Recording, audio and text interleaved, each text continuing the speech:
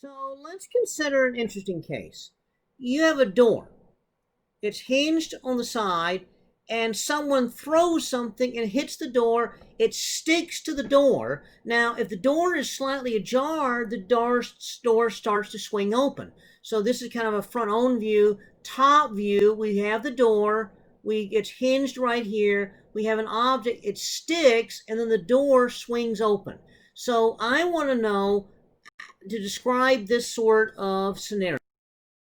Okay, so we're going to assume the door. Now, if it's swinging, it doesn't really matter how deep the door is.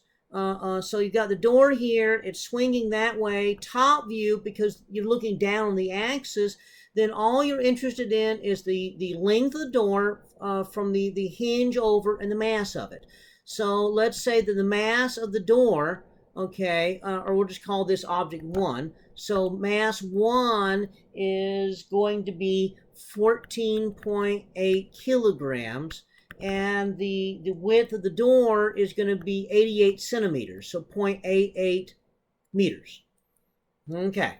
Now, the other object, the object being thrown at the door, we'll call that object 2. So let's say that it's a very small object, so we're not going to worry necessarily about its dimensions. So it's 525 grams. So that's going to be 0.525 kilograms.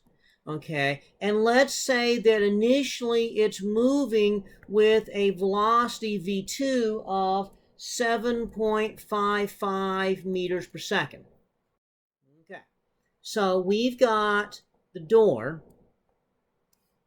That's object 1. We got object 2 moving like this, hits the door. Let's say that it hits the door a distance d of 75 centimeters from the hinge. So after it hits,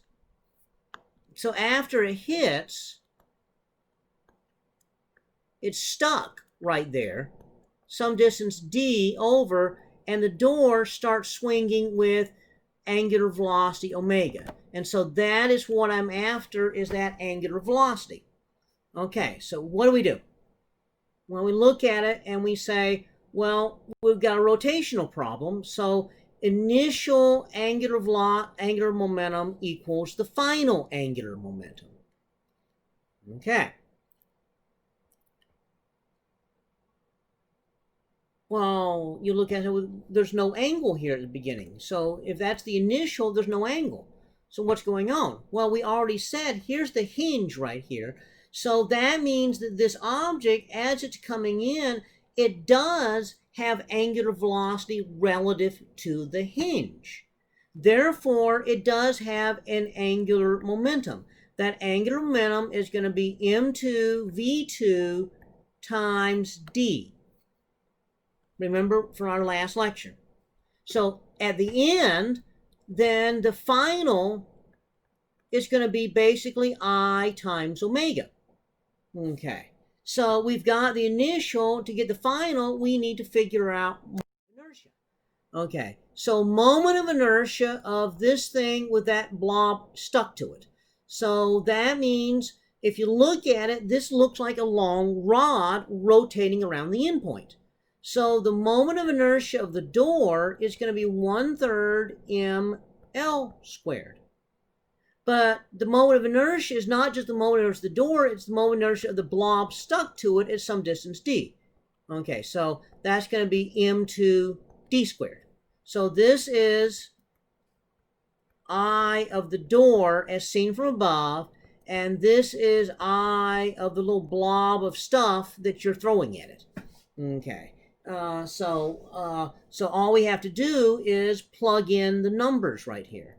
So this turns out to be 1/3 times the mass of the door, which was 14.8 kilograms, times the 0.88 meters squared, plus the 0.525 kilograms times 0.75 meters squared.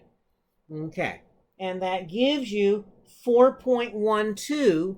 So this is 4.12 kilogram meter squared. Okay, So we have that M2 V2D, this is the initial L, equals I omega, that's the final L. So omega is going to be M2 V2D divided by I. So that is going to be equal to 0.525 kilograms times 7.55 meters per second times 0.75 meters divided by I, which is 4.12 kilogram meter squared. And so omega comes out to be equal to 0.722 radians per second.